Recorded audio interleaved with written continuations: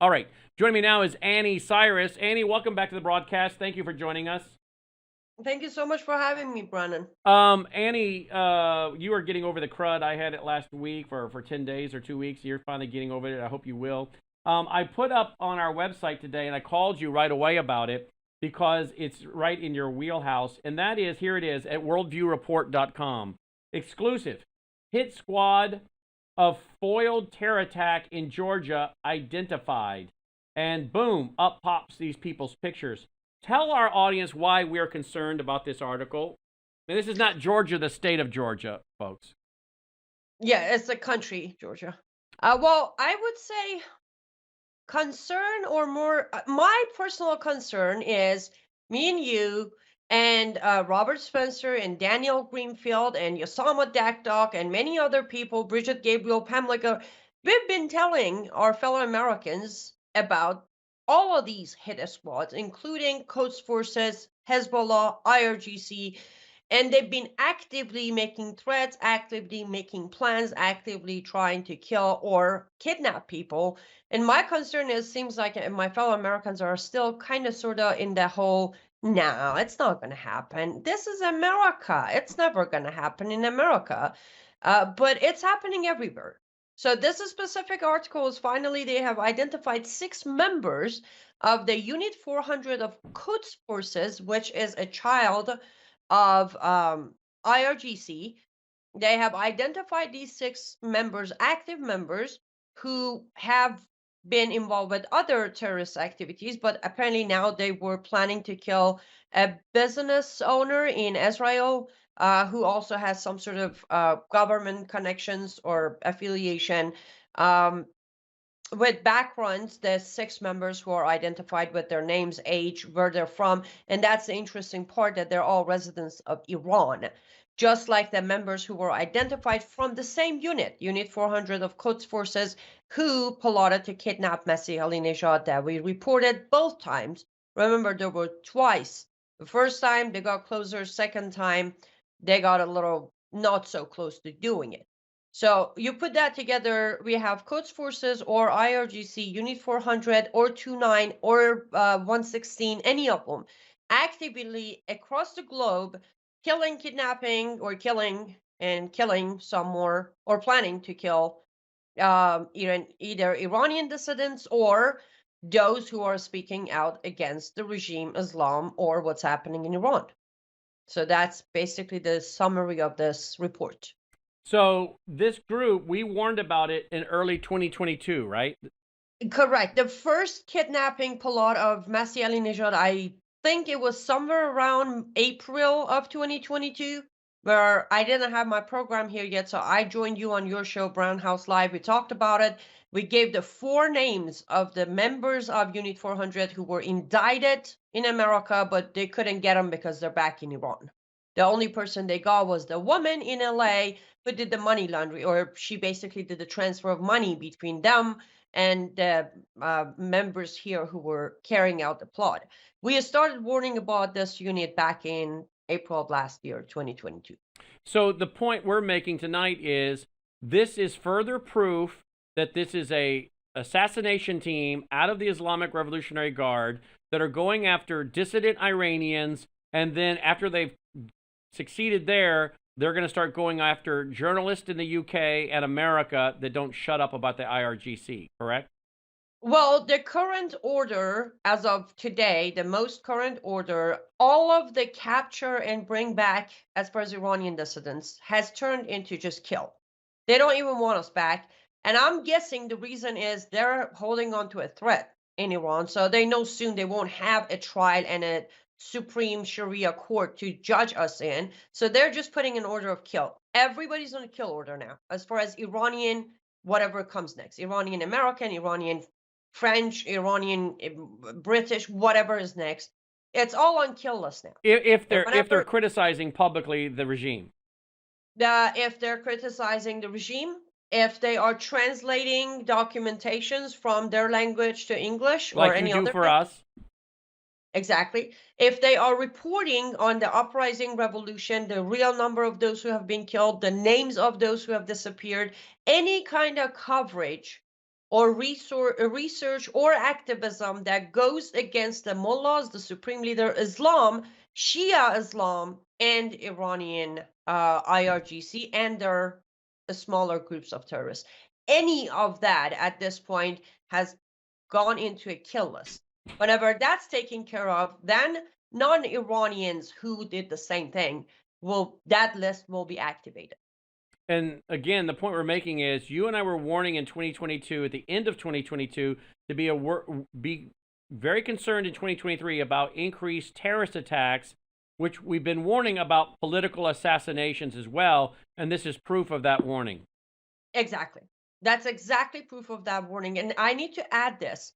This isn't something that has started yesterday or last year. Islamic Republic of Iran's IRGC has been involved with assassination of either Iranian dissidents or non-Persians who have been involved excessively, either criticizing Islam or the regime of Iran. They have carried out assassinations successfully all the way from 41 years ago, starting with the first kill, which to this day is still a cold case that was never solved in Germany, when one of the most popular pop culture stand-up comedian and a showman was killed in his own apartment in Germany, chopped into pieces across his apartment, and to this day is still a cold case never solved, even though IRGC publicly claimed credit. Instead, we did it because of the order issued by Khomeini. Got all the way to Salman Rushdie and many others in between. So this isn't something they just started doing. They've been doing it. They've been successful. 9 out of 10 attempts have been successful to kill or carry out the attack. So now they are just boldened because, well, we're dealing with Biden regime. I mean, who's going to stop them? During Trump administration, if they tried, they knew there's consequences. Not that it stopped them, but it did slow them down. All right. Now they're going to be more active because there are no consequences. And on the other hand, there are rewards because we're still negotiating with them. All right, let's go to the Islamization of America. Look at this headline, Fox News from January 11th. Michigan's Muslim majority city council, Muslim majority city council, let's say Islamic majority city council. I have no issue with Muslims. It's Islam, right, Annie? Islam's majority city council approves animal sacrifice for religious purposes. Now, why is this an issue? Because if the Jews wanted to do it, we wouldn't really have an issue with that. I mean, they want to do that up on the Temple Mount right now in Israel, but the Muslims won't let them. So isn't that ironic?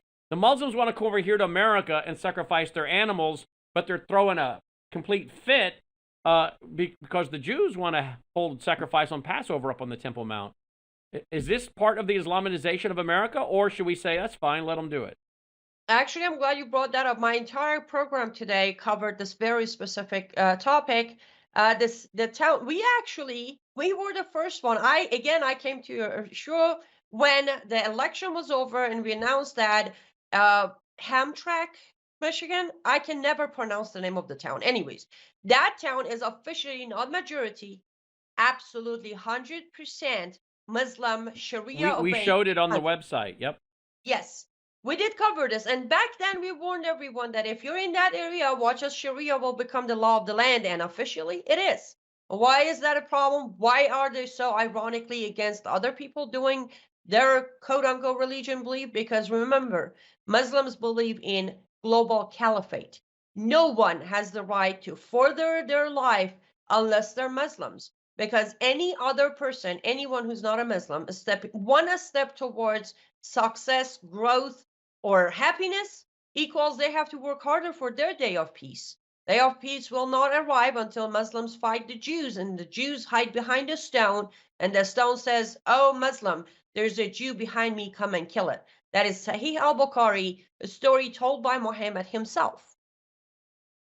But why is it a problem here in America? Because first of all, we have laws. Unless you watch, I have watched the halal process of meat. As a kid, at any event, good or bad, funeral or wedding or birthday, they would just put a poor sheep on the ground and slit its throat, and you had to watch it as it bled to death. That is the process. Not just for the animal, for human. You got to watch what's happening. This is about to happen. Absolutely no problem within the city limits of Hamtramck, Michigan. It's happening. Either you're a Muslim or not, you're going to have to watch that. And you think it's going to stop in that city? No, it's going to spread until it's across Michigan. Then it's going to go to Minnesota. Then it's going to go to California. Before you know it, it's absolutely normal for you and your kid to step out of your house and watch your neighbor slaughtering an animal in front of their house. There's nothing you can do about it. Let's go to I think that should be a problem. Look at this article here. Let's see. Temporary no, this one. Man wearing Jesus Saves shirt kicked out of Mall of America for offending people. We showed this on my news report tonight.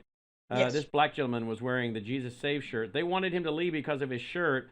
And the video, really, people were being offended. And apparently, it was reported there at the Mall of America, there were some Islamists that were offended. So again, this goes with the Islamization of America, does it not? Well, of course it does. And it also shows the double standards. And by the way, I would like to send in a request because Mall of America in Minnesota should start being called Mall of Islam. In Mall of America, they have taken down Christmas trees. In Mall of America, they arrested Pastor Parsa, an Iranian pastor Christian, for simply preaching in the mall, arrested, put in handcuffs, taken into detention, and then released on bail by condition of leaving the state. That's Pastor Parsa. And now this. It should be just Mall of Islam in Minnesota. But imagine if this black man was a Muslim wearing Allahu Akbar and somebody kicked him out of the mall. Oh boy, oh boy. Like the entire CARE Corporation would be in front of every camera screaming Islamophobia, right? But we don't have equal rights in America when it comes to Christian people. Like we're second-class citizen. I have explained dhimmis in Michigan, in Minnesota. Right now, if you're not a Muslim, you're a dhimmi, meaning you're a second-class citizen. If you're a Christian or a Jew, that's even worse. Yeah, it will shame you. The Islamization of America, the Mall of Islam is what she says it should be called. I was living up there in Minnesota when they opened that mall, when they built that mall, and it used to be fun to go to. But last time I went in 2017, I felt like I was in Somalia or somewhere, so not interested in going back. LiveUpToFreedom.com, her show every day at frankspeech.com, and we carry the full hour at WVWTV.com, right, Annie? Correct, yes. All right, check it out there, folks. Thank you, Annie. Her website, LiveUpToFreedom.com, and then your art studio is LUTFstudio.com, LUTFstudio.com. What do you got tonight?